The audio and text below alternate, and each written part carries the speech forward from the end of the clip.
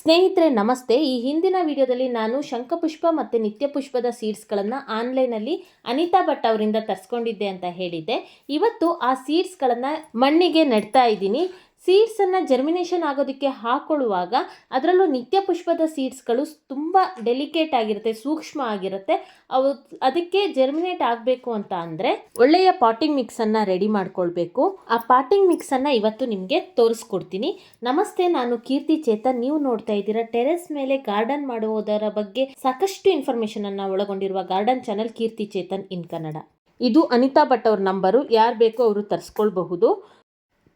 ಈ ನಿತ್ಯಪುಷ್ಪದ ಸೀಡ್ಸ್ ಎಲ್ಲದು ಹೈಬ್ರಿಡ್ ಆಗಿರೋದ್ರಿಂದ ತುಂಬ ಸೆನ್ಸಿಟಿವ್ ಆಗಿರುತ್ತೆ. ಸೊ ಒಳ್ಳೆ ಪಾಟಿಂಗ್ ಮಿಕ್ಸಿಂದ ಮಾತ್ರ ಈ ಸೀಡ್ಸ್ಗಳು ಚೆನ್ನಾಗಿ ಜರ್ಮಿನೇಷನ್ ಆಗುತ್ತೆ.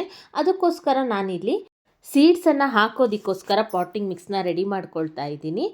ಈಗ ಸ್ವಲ್ಪ ಬಿಸಿಲಿರೋದ್ರಿಂದ ನಮಗೆ ಎಕ್ಸ್ಟ್ರಾ ಕೇರ್ ಏನು ತೊಗೊಳೋದು ಬೇಕಾಗೋದಿಲ್ಲ. ಒಳ್ಳೆ ಪಾಟಿಂಗ್ ಮಿಕ್ಸ್ ರೆಡಿ ಮಾಡಿಕೊಂಡ್ರೆ ಸಾಕಾಗತ್ತೆ. ಸೊ ನಾನಿಲ್ಲಿ 1 ಕಪ್ಪಷ್ಟು ಅಂದರೆ 1 ಪಾಟ್ ಅಂತ ತೊಗೊಳ್ತಾ ಇದ್ದೀನಿ. ಚಿಕ್ಕ ಪಾಟಲ್ಲಿ 1 ಪಾಟಷ್ಟು ಕೋಕೋಪೀಟನ್ನು ತೊಗೊಂಡಿದ್ದೀನಿ. ಕೋಕೋಪೀಟ್ನ ನರ್ಸರಿಯಿಂದ ತಂದ ತಕ್ಷಣ ಹಾಗೆ ಡೈರೆಕ್ಟಾಗಿ ಬಳಸಬೇಡಿ. ಅದು ವಾಶ್ಡ್ ಆಗಿದ್ರೂ ಸಹ ಸೇಫರ್ ಸೈಡ್ ನೀವು ಒಂದು ಸರ್ತಿ ಮನೆಯಲ್ಲಿ ನೆನೆಸಿ ವಾಶ್ ಮಾಡಿ ಬಿಸಿಲಲ್ಲಿ ಒಣಗಿಸಿ ಎತ್ತಿಟ್ಕೊಂಡಿರಿ. ಇಲ್ಲ ಅಂತಂದರೆ ಸಾಲ್ಟ್ ಕಂಟೆಂಟ್ ಜಾಸ್ತಿ ಇರುತ್ತೆ, ಅದರಿಂದ ಗಿಡಗಳು ಒಣಗಿ ಹೋಗೋ ಚಾನ್ಸಸ್ ಇರುತ್ತೆ. ಹಾಗಾಗಿ ವಾಶ್ ಆಗಿ ಡ್ರೈ ಮಾಡಿ ಎತ್ತಿಟ್ಕೊಂಡಿರೋ ಒಳ್ಳೆ ಕೋಕೋಪೀಟನ್ನು ಬಳಸಿ. ನಾನಿಲ್ಲಿ 1 ಪಾಟಷ್ಟು ಕೋಕೋಪೀಟ್ ಮತ್ತು 1 ಪಾಟ್ ಮಣ್ಣನ್ನು ತೊಗೊಂಡಿದ್ದೀನಿ. ಎರಡು ಕೂಡ ಸಮ ಪ್ರಮಾಣದಲ್ಲಿ ನಾರ್ಮಲ್ ಗಾರ್ಡನ್ ಸಾಯಿಲ್ ನಾನು ಯೂಸ್ ಮಾಡ್ತಾ ಇರೋದು. ಇದನ್ನು ಚೆನ್ನಾಗಿ ಮಿಕ್ಸ್ ಮಾಡ್ಕೊಳ್ತಾ ಇದ್ದೀನಿ. ನಾನು ಆಗಲೇ ಹೇಳಿರೋ ಹಾಗೆ ಹೈಬ್ರಿಡ್ ವಿಂಕಾ ಸೀಡ್ಸ್ ತುಂಬ ಡೆಲಿಕೇಟ್ ಸೆನ್ಸಿಟಿವ್ ಇರುವಂತಹ ಸೀಡ್ಸ್ ಆಗಿರೋದ್ರಿಂದ ಅದನ್ನು ಸ್ವಲ್ಪ ಕೇರಾಗಿ ನೋಡ್ಕೊಳ್ಬೇಕು. ನಾರ್ಮಲಾಗಿ ನಮಗೆ ನಾಟಿ ತಳಿಯ ಸೀಡ್ಸ್ಗಳು ಹಾಗೆ ಬಿದ್ದರೆ ಸಾಕು ಹುಟ್ಟುಬಿಡುತ್ತೆ. ಆದರೆ ಇದು ಹಾಗಿರೋದಿಲ್ಲ, ಹೈಬ್ರಿಡ್ ಸೀಡ್ಸ್ ಆಗಿರೋದ್ರಿಂದ ಸ್ವಲ್ಪ ಜಾಗ್ರತೆಯಲ್ಲಿ ನೋಡಿಕೊಂಡ್ರೆ ಅದರ ಜರ್ಮಿನೇಷನ್ ಚೆನ್ನಾಗಾಗತ್ತೆ. ಸೊ ಅದಕ್ಕೋಸ್ಕರ ನಾನು ಇದನ್ನು ಚೆನ್ನಾಗಿ ಮಿಕ್ಸ್ ಮಾಡ್ಕೊಂಡಿದ್ದೀನಿ. ಹಾಗೆಯೇ ನಾನು ಸೀಡ್ಸ್ ತರಿಸಿದ ಅನಿತಾ ಭಟ್ ಮೇಡಮ್ ಅವರು ನನಗೆ ಇನ್ನೊಂದು ಸಜೆಷನನ್ನು ಕೊಟ್ಟಿದ್ದರು. ಅದನ್ನು ಕೂಡ ನಾನಿಲ್ಲಿ ಫಾಲೋ ಮಾಡಿದ್ದೀನಿ. ಅದೇನು ಅಂತ ಈ ವಿಡಿಯೋ ನೋಡಿ ನಿಮಗೆ ಗೊತ್ತಾಗುತ್ತೆ. ವಿಡಿಯೋದ ಕೊನೆಯಲ್ಲಿ ಒಂದು ಬೋನಸ್ ಟಿಪ್ಸ್ನ ಕೂಡ ನಿಮಗೆ ಕೊಡ್ತೀನಿ.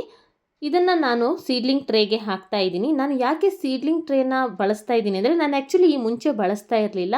ಈಗೀಗ ಇದು ತುಂಬ ಕಂಫರ್ಟಬಲ್ ಅನಿಸುತ್ತೆ. ಏನಂದರೆ ಎಲ್ಲಿ ಬೇಕೋ ನಮಗೆ ಅಲ್ಲಿ ಬಿಸಿಲಿರುವಲ್ಲಿ ನೆರಳಿಗೆ ಬೇಕಂದರೆ ನೆರಳಿಗೆ ಶಿಫ್ಟ್ ಮಾಡ್ಕೊಳ್ಬಹುದು ತುಂಬ ಈಸಿಯಾಗಿ. ಜೊತೆಗೆ ಬಾಟಮಲ್ಲಿ ಹೋಲ್ ಇರೋದ್ರಿಂದ ಸೀಡ್ಸ್ ಜರ್ಮಿನೇಟ್ ಆಗೋದಕ್ಕೆ ಪಾಟಿಂಗ್ ಮಿಕ್ಸ್ನ ಕರೆಕ್ಟಾಗಿ ಫಿಲ್ ಮಾಡೋದಕ್ಕೆ ಹೆಲ್ಪ್ ಆಗುತ್ತೆ. ಅದಕ್ಕೋಸ್ಕರ ಇವಾಗ ನಾನು ಸೀಡ್ಲಿಂಗ್ ಟ್ರೇನ ಬಳಸ್ತಾ ಇದ್ದೀನಿ. ಸೀಡ್ಲಿಂಗ್ ಟ್ರೇ ಬೇಕಂದರೆ ನಾನು ಲಿಂಕನ್ನು ಕೂಡ ವಿಡಿಯೋ ಡಿಸ್ಕ್ರಿಪ್ಷನಲ್ಲಿ ಕೊಟ್ಟಿರ್ತೀನಿ, ನೀವು ಬೇಕಿದ್ರೆ ತರಿಸ್ಕೊಳ್ಬಹುದು. ಆ್ಯಕ್ಚುಲಿ ನಾನು ದೊಡ್ಡ ಟ್ರೇ ತರಿಸಿದ್ದು ನನಗೆ ಯಾವ ರೀತಿ ಬೇಕು, ಎಷ್ಟು ಬೇಕು ಅಷ್ಟನ್ನು ಕಟ್ ಮಾಡಿ ಯೂಸ್ ಮಾಡ್ಕೊಳ್ತಾ ಇದ್ದೀನಿ.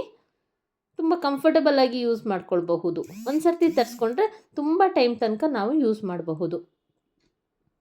ಓಕೆ, ಸೊ ಇದೀಗ ಫಿಲ್ ಮಾಡ್ಕೊಂಡಿದ್ದೀನಿ. ಇಷ್ಟೇ, ಪಾಟಿಂಗ್ ಮಿಕ್ಸ್ ಅಂದರೆ ಸ್ಪೆಷಲಾಗಿ ಇನ್ನೇನು ಬೇಕಾಗೋದಿಲ್ಲ. ಆ್ಯಕ್ಚುಲಾಗಿ ಕೋಕೋಪೀಟ್ ಒಳ್ಳೆಯದು ಕ್ವಾಲಿಟಿ ಯಾವ ರೀತಿ ಅನ್ನೋದ್ರ ಬಗ್ಗೆ ಕೋಕೋಪೀಟ್ ಬಗ್ಗೆ ಸಪ್ರೇಟಾಗಿ ಒಂದು ವಿಡಿಯೋ ಮಾಡಿದ್ದೀನಿ. ಅದನ್ನು ನೋಡಿ ನಿಮಗೆ ತುಂಬ ಇನ್ಫಾರ್ಮೇಷನ್ಗಳು ಅದರಿಂದ ಸಿಗತ್ತೆ. ಕೆಲವೊಂದೊಂದು ಕೋಕೋಪೀಟ್ನ ಬಳಸೋದ್ರಿಂದನೇ ಆ್ಯಕ್ಚುಲಿ ಗಿಡಗಳು ಸತ್ತೋಗುತ್ತೆ. ಹಾಗಾಗಿ ಕೋಕೋಪೀಟನ್ನು ತಗೊಳ್ಳೋದು ಕೂಡ ಒಂದು ಬುದ್ಧಿವಂತಿಕೆ.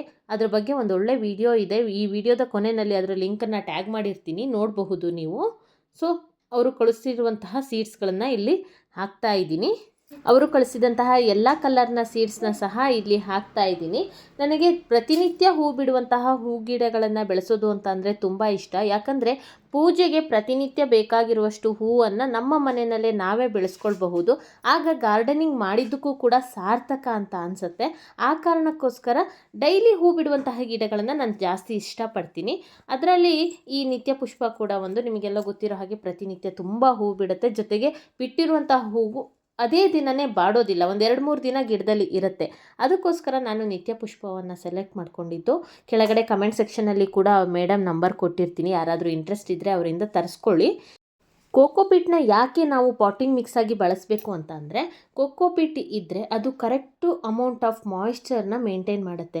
ಒಂದು ಬೀಜ ಮೊಳಕೆ ಹೊಡಿಬೇಕು ಅಂತಂದರೆ ಆ ಮಣ್ಣು ಅಷ್ಟು ಒದ್ದೆ ತೇವಾಂಶವನ್ನು ಹೊಂದಿರಬೇಕು.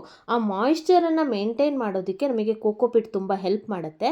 ಜೊತೆಗೆ ಬೀಜ ಮೊಳಕೆ ಹೊಡೆದಾಗ ಬರುವಂತಹ ಬೇರು ಚೆನ್ನಾಗಿ ಹರಡ್ಕೊಳ್ಳೋದಕ್ಕೆ ಚೆನ್ನಾಗಿ ಗಾಳಿ ಆಡಬೇಕು. ಆ ರೀತಿ ಏರಿಯೇಷನ್ ಆಗೋದಕ್ಕೆ, ಏರ್ ಸರ್ಕ್ಯುಲೇಷನ್ ಆಗೋದಕ್ಕೆ ಕೋಕೋಪೀಟ್ ಹೆಲ್ಪ್ ಮಾಡುತ್ತೆ. ಗಾಳಿ ಚೆನ್ನಾಗಿ ಆಡೋದ್ರಿಂದ ಬೇಗ ಬೇರಿನ ಬೆಳವಣಿಗೆ ಆಗುತ್ತೆ. ಆ ಕಾರಣಕ್ಕೋಸ್ಕರ ನಾವಿಲ್ಲಿ ಕೋಕೋಪೀಟನ್ನು ಬಳಸೋದು. ಕೋಕೋಪೀಟು ಕಟಿಂಗ್ಸನ್ನು ಗ್ರೋ ಮಾಡುವಲ್ಲಿ ಮತ್ತು ಸೀಡ್ಸನ್ನು ಜರ್ಮಿನೇಟ್ ಮಾಡುವಲ್ಲಿ ತುಂಬ ಚೆನ್ನಾಗಿ ಹೆಲ್ಪ್ ಆಗುತ್ತೆ. ಆದರೆ ಕೋಕೋಪೀಟಿಂದ ಬೆಳೆದಿರುವಂತಹ ತರಕಾರಿ, ಫ್ರೂಟ್ಸಿಂದ ಏನು ಗಿಡಗಳಿಂದ ಬರುತ್ತೆ ಅದು ಅಷ್ಟೊಂದು ಟೇಸ್ಟ್ ನನಗನ್ಸೋದಿಲ್ಲ. ಹಾಗಾಗಿ ನಾನು ಗಿಡಗಳಿಗೆ ಪಾಟಿಂಗ್ ಮಿಕ್ಸ್ ಆಗಿ ಕೋಕೋಪೀಟನ್ನು ವೆಯ್ಟ್ ಕಡಿಮೆ ಆಗಲಿ ಅನ್ನೋ ಕಾರಣಕ್ಕೋಸ್ಕರ ಸ್ವಲ್ಪನೇ ಬಳಸ್ತೀವಿ, ಬಿಟ್ಟರೆ ಹೆಚ್ಚು ಪ್ರಿಫರ್ ಮಾಡೋದಿಲ್ಲ. ಆದರೆ ಈ ರೀತಿ ಸೀಡ್ಸ್ ಜರ್ಮಿನೇಷನ್ಗೆ ಮತ್ತು ಕಟ್ಟಿಂಗ್ಸನ್ನು ಗ್ರೋ ಮಾಡೋದಕ್ಕೆ ಕೋಕೋಪೀಟ್ ತುಂಬ ಚೆನ್ನಾಗಿ ಹೆಲ್ಪ್ ಆಗುತ್ತೆ. ಆದರೆ ಕೋಕೋಪೀಟ್ ಒಳ್ಳೆ ಕ್ವಾಲಿಟಿಯಲ್ಲಿ ಇರಬೇಕು, ಜೊತೆಗೆ ಚೆನ್ನಾಗಿ ವಾಶ್ ಆಗಿ ಡ್ರೈ ಆಗಿರಬೇಕು. ರೆಡಿ ಮಾಡ್ಕೊಂಡಿದ್ದ ಪಾಟಿಂಗ್ ಮಿಕ್ಸ್ನ ಫಿಲ್ ಮಾಡಿ ಎಲ್ಲ ಹೋಲ್ಸ್ಗೂ ಸೀಡ್ಸನ್ನು ಹಾಕ್ಕೊಂಡು ಈಗ ಕವರ್ ಮಾಡ್ತಾಯಿದ್ದೀನಿ ರೆಡಿ ಮಾಡ್ಕೊಂಡಿರೋ ಪಾಟಿಂಗ್ ಮಿಕ್ಸಿಂದ. ಹಾಗೆಯೇ ನಾನು ಇಲ್ಲಿ ತನಕ ಬಳಸದೇ ಇರುವಂತಹ ಒಂದು ವಸ್ತುವನ್ನು ನಾನು ಇದಕ್ಕೆ ಬಳಸ್ತಾ ಇದ್ದೀನಿ. ಯಾವಾಗಲೂ ಆರ್ಗ್ಯಾನಿಕ್ ಅಂದ್ಕೊಂಡು ಕೆಲವೊಂದನ್ನು ಬಳಸ್ತಾನೇ ಇರಲಿಲ್ಲ. ಆದರೆ ಇದು ಫ್ಲವರ್ ಸೀಡ್ ಆಗಿರೋದ್ರಿಂದ ಟ್ರೈ ಮಾಡೋಣ ಅಂತ ಹೇಳಿ ಇದನ್ನು ಟ್ರೈ ಮಾಡ್ತಾಯಿದ್ದೀನಿ. ಜೊತೆಗೆ ಹೈಬ್ರಿಡ್ ತಳಿಯ ಬೀಜಗಳಾಗಿರೋದ್ರಿಂದ ಜರ್ಮಿನೇಷನ್ಗೆ ಕೆಲವೊಂದೊಂದು ಮೆಥಡನ್ನು ನಾವು ಫಾಲೋ ಮಾಡಲೇಬೇಕಾಗುತ್ತೆ. ನನಗೆ ಇದನ್ನು ಅನಿತಾ ಮ್ಯಾಮ್ ಅವರೇ ಇನ್ಸ್ಟ್ರಕ್ಟ್ ಮಾಡಿರೋದು. ಸೊ ಹಾಗಾಗಿ ನಾನಿಲ್ಲಿ ಅದನ್ನು ಬಳಸ್ತಾ ಇದ್ದೀನಿ. ನಾನು ಬಳಸುವಂತಹ ಪ್ರಾಡಕ್ಟ್ಗಳ ಲಿಂಕನ್ನು ಡಿಸ್ಕ್ರಿಪ್ಷನ್ ಬಾಕ್ಸಲ್ಲಿ ಕೊಟ್ಟಿರ್ತೀನಿ. ನಿಮಗೆ ಯಾವುದು ಬೇಕೋ ಅದನ್ನು ಆರ್ಡರ್ ಮಾಡ್ಕೊಳ್ಬಹುದು. 1 ಲೀಟರ್ ನೀರನ್ನು ತಗೊಂಡಿದ್ದೀನಿ. ಅದಕ್ಕೆ ನಾನಿಲ್ಲಿ ಬಳಸ್ತಾ ಇರೋವಂಥದ್ದು ಒಂದು ಫಂಗಿಸೈಡ್ ಸಾಫ್ ಪೌಡರನ್ನು ಬಳಸ್ತಾ ಇದ್ದೀನಿ.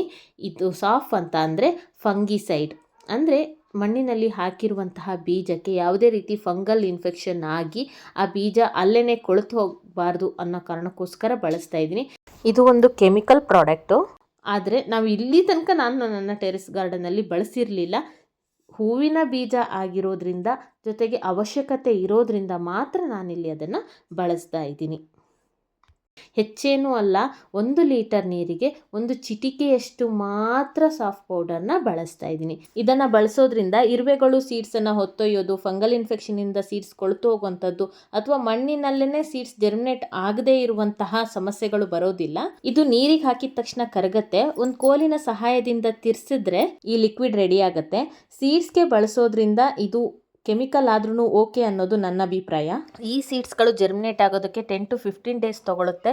ಸೊ ಅಷ್ಟು ಟೈಮ್ ಮಣ್ಣಲ್ಲಿ ಇರುವ ಸೀಡ್ಸ್ಗಳು ಯಾವುದೇ ರೀತಿ ಹಾಳಾಗಬಾರ್ದು ಅಂತ ಹೇಳಿ ಈ ಸೊಲ್ಯೂಷನ್ನ ಬಳಸ್ತಾ ಇದ್ದೀವಿ. ಅನಿತಾ ಮ್ಯಾಮ್ ಅವರು ಕಳಿಸುವ ಸೀಡ್ಸ್ ಕೂಡ ಕೆಮಿಕಲ್ ಕೋಟಿಂಗ್ ಇಲ್ಲದೆ ಇರೋದ್ರಿಂದ ಇದು ಅವಶ್ಯಕತೆ ಇದೆ. ಇದೆಲ್ಲ ಮಾಡಿದ ನಂತರ ಇದನ್ನು ಒಂದು ಬಿಸಿಲಿರುವ ಪ್ಲೇಸಲ್ಲಿ ಇಡ್ತಾ ಇದ್ದೀನಿ. ಕನಿಷ್ಠ 3 ರಿಂದ 4 ಗಂಟೆ ಬಿಸಿಲಾದರೂ ಬೀಳಬೇಕು ಸೀಡ್ಸು ಚೆನ್ನಾಗಿ ಜರ್ಮಿನೇಟ್ ಆಗಬೇಕು ಅಂತಂದರೆ.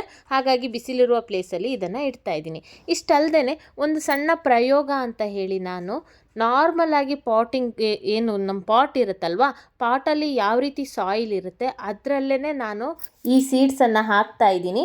ಇದು ಜಸ್ಟ್ ಪ್ರಯೋಗ ಮಾಡೋದಕ್ಕಷ್ಟೇ, ಹೇಗೆ ಜರ್ಮಿನೇಟ್ ಆಗುತ್ತಾ ಹೇಗೆ ಅಂತ ಟ್ರೈ ಮಾಡೋಣ ಅಂತ ಹಾಕ್ತಾ ಇದ್ದೀನಿ ಅಷ್ಟೇ.